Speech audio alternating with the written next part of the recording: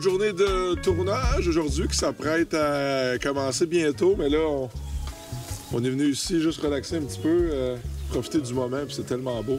C'est tellement relaxant où on entend l'eau le bruit des oiseaux, l'eau coule dans les rochers. C'est vraiment ressourçant. Je ne sais pas dire ça, c'est ressourçant. Let your vision be your guide. But if your money be your leader, then your power... Comme vous pouvez voir en arrière de moi, plus qu'on avance dans notre voyage, plus qu'on a des scènes magnifiques, des paysages extraordinaires. Et on est accueilli aujourd'hui par le maire André Desrosiers. Monsieur Desrosiers, merci de nous recevoir. Ah, c'est un plaisir. Et là, pour situer bien les gens, on est en plein milieu de la Haute-Côte-Nord, c'est ça? On est dans la MRC de la Haute-Côte-Nord. On est le 3e village, là. Oui. Après Sacré-Cœur, Tadoussac-Bergeronne, le 4e, c'est nous. On se développe depuis les dernières années au niveau touristique. Puis pour les motocyclistes... C'est important, là, pour c'est vous, important. Ben oui. On a la chance, dans votre groupe aujourd'hui, il y en a deux, là, Martin Beaulieu avec Dave Brisson, des Escoumins aussi, là, qui pratiquent cette activité-là. Fait que vous pouvez partir en forêt, sortir au Saguenay, comme vous pouvez sortir dans le secteur de Bécomo. C'est exceptionnel. Puis ici, on va vous accueillir. On a des infrastructures touristiques pour vous accueillir. Fait que la moto, oui, c'est une des activités là, essentielles pour nous dans notre développement touristique.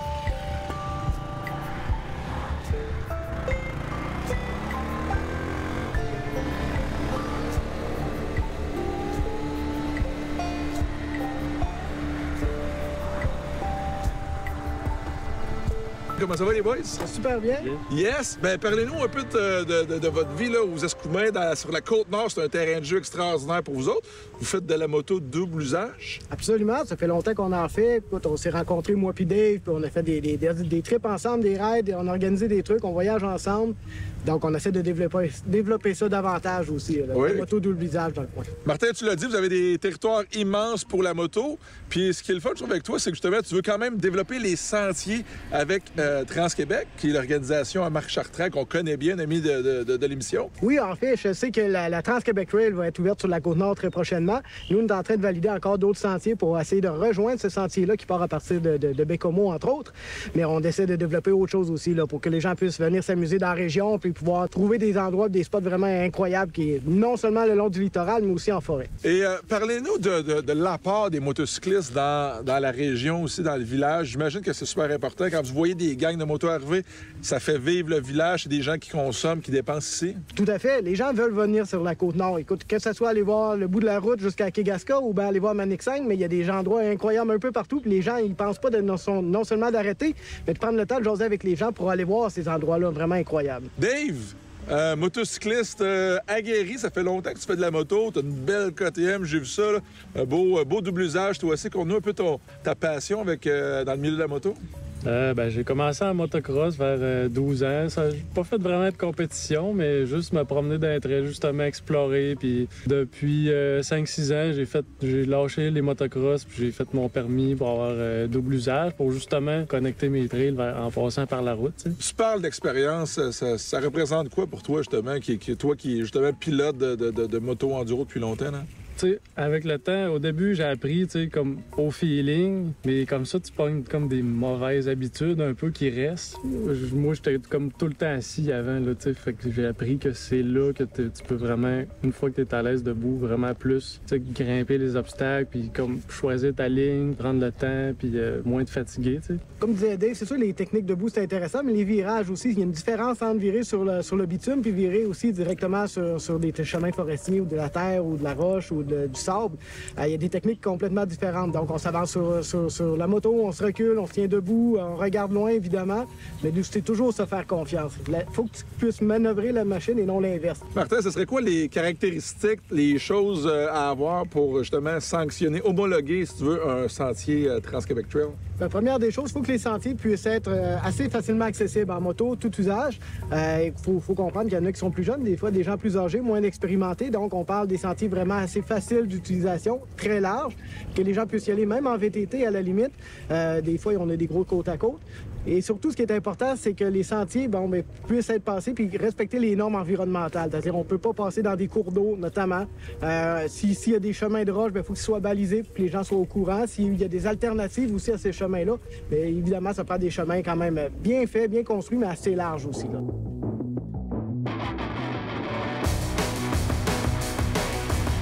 C'était vraiment génial de passer du temps avec des gars aussi passionnés, puis de pouvoir approfondir mes connaissances sur la moto tout en découvrant des paysages à couper le souffle. Toujours assoiffés d'aventure, les gars avaient gardé le meilleur pour la fin. Une dernière chevauchée vers l'est jusqu'à la plage de Port-Neuf-sur-Mer. Martin, tu nous as amené à Port-Neuf-sur-Mer, la plage. C'est un setup de camping incroyable. On a vécu quelque chose de bien le fun, je pense. Oui, je pense qu'on a eu du plaisir. Oui. Une belle plage, je pense que 10 km de long pour rejoindre Forest-Ville. On s'est amusé. Que dire des paysages? Quand même, personnellement, c'est la première fois que je fais de la moto comme ça. Sur la côte, puis que j'ai la chance de rouler dans l'eau. Puis là, il y a plein d'images de films qui me venaient en tête. Je suis comme, wow! Le soleil baisse, les boys. La journée se termine pour ce qui est de notre essai moto sur la plage. Et là, on s'en va du côté de Forestville. Je pense encore plus à l'est. Exactement, dans une quinzaine de kilomètres. Oui, il y a des tripes de moto là-bas aussi. Là. Oui, en fait, à Forestville, il y a beaucoup de tripes de moto. Puis je pense que à Chute aux Outardes, il y a un événement moto aussi. Okay. Vous allez rencontrer directement Ken Desbiens puis Russell Tremblay à Forestville. Puis là, en plus, c'est l'heure du souper. On va arriver là, puis le timing va être parfait. Petit barbecue. Petit breuvage. Après ça, la journée va être terminée puis on va pouvoir relaxer. Exact. Yes, sir.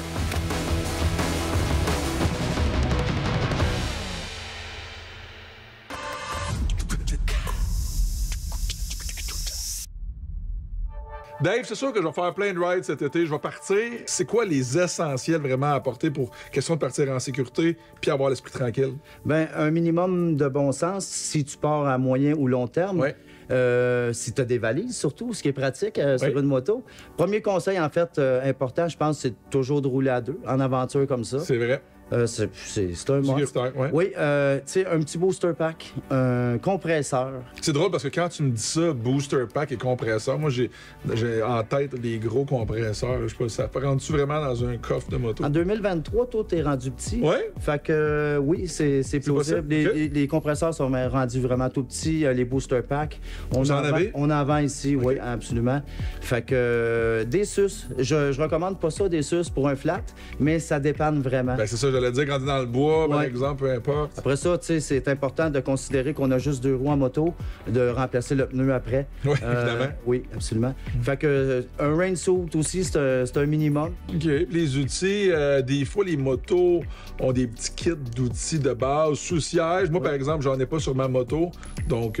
Bien, on en vend des petits kits d'outils. Oui, c'est important, ça, Ben, tu fais bien de le souligner. C'est pas toutes les motos qui en ont. Oui. Fait que je pense que c'est très important, c'est un minimum d'avoir un petit kit pour se dépanner. Fait qu'avec cette petite liste-là, je pense que tu vas passer un beau voyage. Oui, puis même s'il arrive des événements moins le fun, ben tu vas être équipé pour pouvoir te sortir du trou. Dave, plein de beaux produits pour améliorer évidemment l'expérience en moto, la sécurité, etc.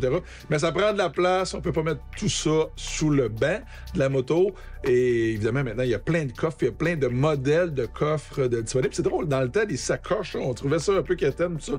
Mais maintenant, il y a plein de produits différents. Oui, il y a plein de beaux produits, des sacoches rigides que nos super professionnels de pièces vont vous conseiller. En fait, vont vous vendre le bon produit pour votre moto, adapté.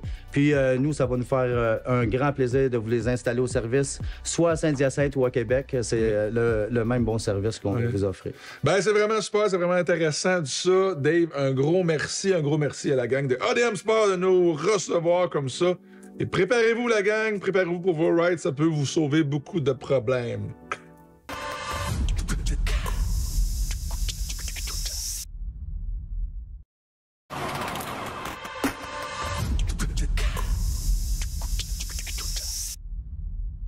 On est chez ADM Sport avec notre nouvelle collaboratrice, Nadine Lauzon. Comment ça va? Ça va super bien, Ben, toi? Yes, ça va très bien. Aujourd'hui, tu nous parles de quelque chose de super intéressant, un événement assez original que j'ai souvent entendu parler, que je n'ai jamais encore assisté, le Moto Film Festival de Rouyn-Noranda, c'est ça? D'Abitibi-Témiscamingue. OK, c'est... Le MOFAT pour Moto Film Fest d'Abitibi-Témiscamingue. Puis là, évidemment, tu y as assisté. On s'est rendu là-bas. Déjà, juste se rendre, c'est un événement qui appelle La Bête Noire. OK. Et puis, écoute, on est arrivé là-bas et on a rencontré mon ami Marc Provencher. Marc, c'est... Tu connais Marc? Marc, c'est un incontournable dans le milieu de la moto. c'est un gars de cœur, c'est un gars passionné. Vraiment. Écoute, lui, il y en a quelques-unes motos aussi. Puis il a eu la chance de participer à quelques projets également. Puis c'est pour ça que lui, c'est important. C'est son projet, c'est son bébé, c'est l'âme du festival. On a parlé autant du festival lui-même, puis on a parlé de ses motos, de ses trips. Des films de moto. Qui sont présentés. Puis là, tant qu'à être là, nous autres, on s'est gâtés. Ah ouais? Puis on est allé présenter un petit film qu'on avait fait nous-mêmes aussi. Fait que je t'invite à regarder le reportage. Tu vas voir, tu vas découvrir tout ça. Super, merci Nadine. Merci à toi, Ben.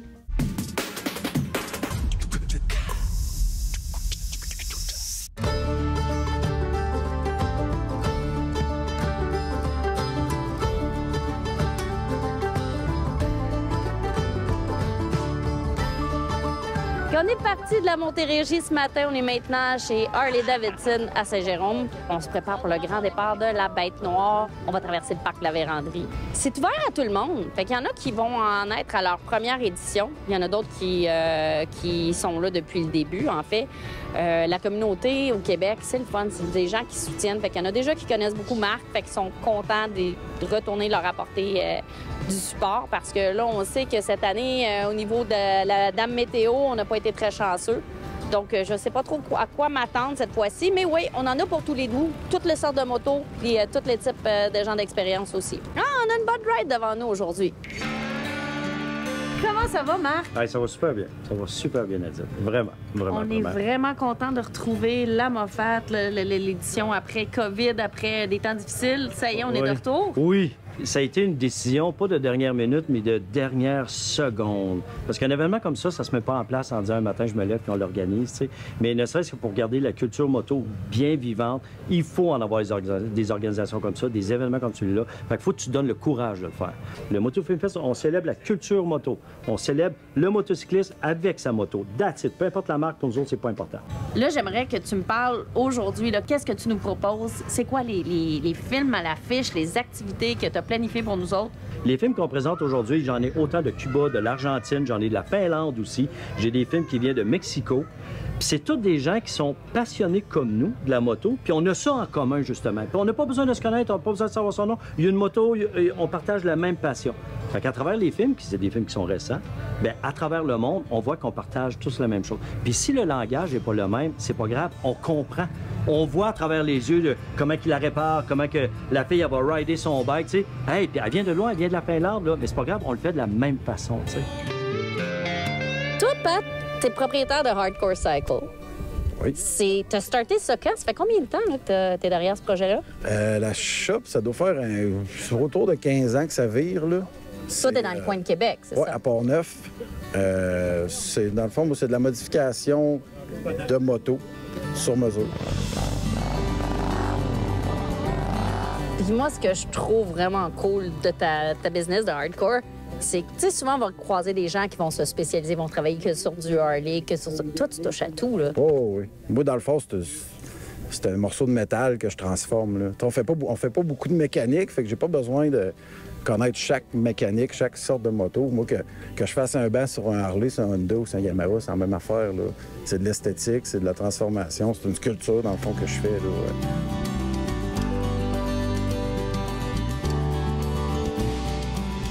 Là, l'édition de cette année, ici, on est à Cloutier. Oui. Et toi, t'es un gars, t'es originaire de Rouen. J'aimerais que tu me parles de Rouen. Ça a l'air...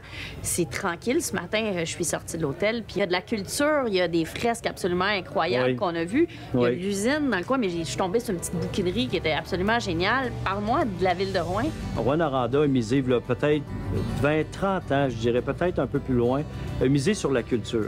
Bon, ben là, on a le FME, Festival des guitares du monde. Ça a inspiré plein de festivals qui ont une grande renommée à travers toute la région, puis même au-delà de ça.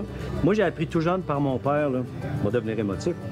J'ai appris tout jeune par mon père, là, c'est que un peuple, il peut lui arriver n'importe quoi. Tu sais, on vient de vivre les feux de forêt, puis tout ça. Notre ville aurait pu être rasée, tout ça. Mais c'est quoi qui aurait rassemblé les gens ensemble? Ta maison est brûlée, là, peu importe, là. Mais tu peux chanter, tu peux danser. Tu peux parler, tu peux raconter des blagues, mais tout ça, ça fait partie de la culture, ça. Fait qu'une culture, ça ne meurt pas.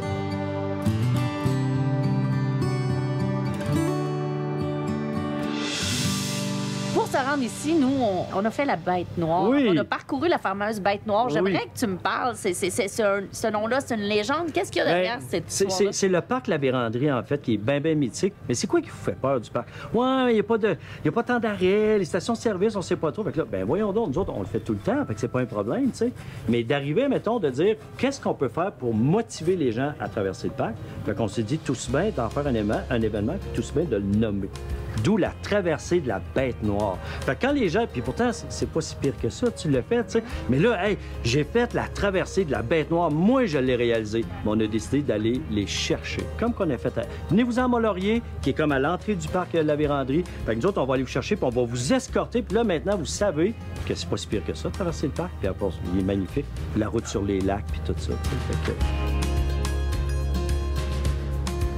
On a traversé la Bête hier, c'était de toute beauté en plus. Moi, ça m'a permis de voir l'étendue du Québec, vraiment, là. Ouais. Tu sais, tout le monde nous le dit, comment c'est beau, comment c'est grand, comment on a des espaces verts, puis c'est vrai, c'est de toute beauté. Ouais. On sort un petit peu de l'événement typique brandé nécessairement, Ouais. puis t'as une belle formule gagnante, puis ça gagne juste à être connu. Puis je suis pas tout seul, hein. Il y a toute une équipe derrière moi, puis avec moi, là, tu sais, vraiment, tu sais. Mais le Moto Film Fest, pour moi, c'est mon bébé. Je l'ai rêvé depuis des années. Là, pour moi, de le voir concrétiser à chaque édition, pour moi, c'est juste un gros wow, là, tu sais. Fait que je suis vraiment content. Puis nous autres qui acceptez nos invitations de venir vivre ça avec nous autres, c'est comme le soir. Ben vous êtes tellement accueillants.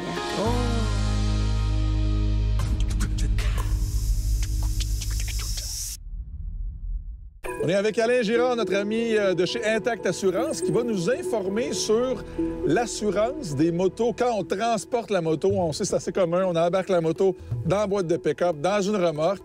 Puis des fois, il arrive des accidents. Je sais de quoi je parle. La moto se détache, peu importe. Des motos, des fois, qui débarquent de la remorque carrément. Donc, comment ça marche du côté de la protection? Est-ce que c'est le conducteur avec les assurances du véhicule, de la moto? Comment ça fonctionne? Premièrement, attache comme faut ta moto. Oui. Mets beaucoup de sangle. Faut que ça soit solide. Okay? Oui. Maintenant, c'est toujours l'assurance de la moto qui va suivre la moto. L'assurance deux bords, responsabilité civile et celle du véhicule. Donc, si tu as un accident avec ta remorque, elle débarque, peu importe ce qui se passe, c'est l'assurance de la moto qui va couvrir la valeur de ta moto. OK, donc peu importe on est avec qui, on est avec un ami, par exemple, dans le véhicule de l'ami, ça va être notre responsabilité d'avoir notre assurance, justement, qui couvre notre moto, les bris de la moto, etc. Donc, peu importe qui conduit le véhicule, c'est l'assurance de la moto qui va embarquer. OK. Donc, pour plus d'informations, ben c'est simple, on appelle? Ou intact.ca. Intact.ca?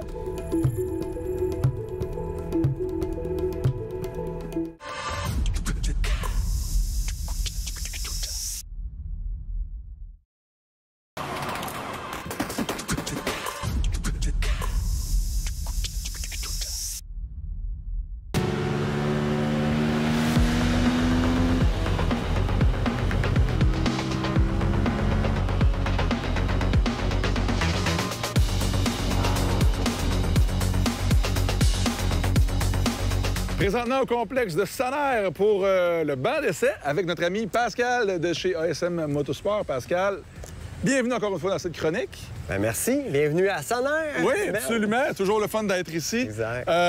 Avec des beaux modèles de moto. Aujourd'hui, on a la Yamaha XSR. Bien, il nous amène ici là, un modèle néo-rétro de la MT-07. Même moteur de 700cc, reconnu, beaucoup de coupe en bas, facile à opérer, ça tire partout, pas besoin de jouer des vitesses. Ça m'amène à dire que c'est une bonne machine de stunt à cause de ça. J'allais justement la position, exactement. Parce que tu parlais de puissance. J'ai fait des wheelies, quelques-uns quand même. Je me suis fait plaisir. Il y a des pilotes, justement, qui vont utiliser ce genre de machine-là pour faire des stunts. En Europe, elle est reconnue, bien, la MT-07, surtout, et elle, d'être une bonne machine de débutante pour apprendre à stunter. Parce qu'une bonne moto de débutant, si un jour on veut avoir un passager, je dirais que c'est une bonne moto de départ. Un, parce que t'es pas penché, le passager il est mieux placé pour être avec toi. T'es pas comme un perché en haut, l'autre en avant. On est vraiment sur la même selle. Je dirais comme, tu sais, la raide d'amoureux, là, c'est vraiment la machine pour ça. Puis c'est de là que ça part, là, tu sais, les bonnes villes. On voit ça souvent dans les films. j'ai vraiment aimé la position de conduite. Hein, les poignées plus hautes qui me rappelaient un peu mes années de motocross. Là. Fait que c'est vraiment le fun comme conduite, un bike de même. Moi, c'est mon coup de cœur.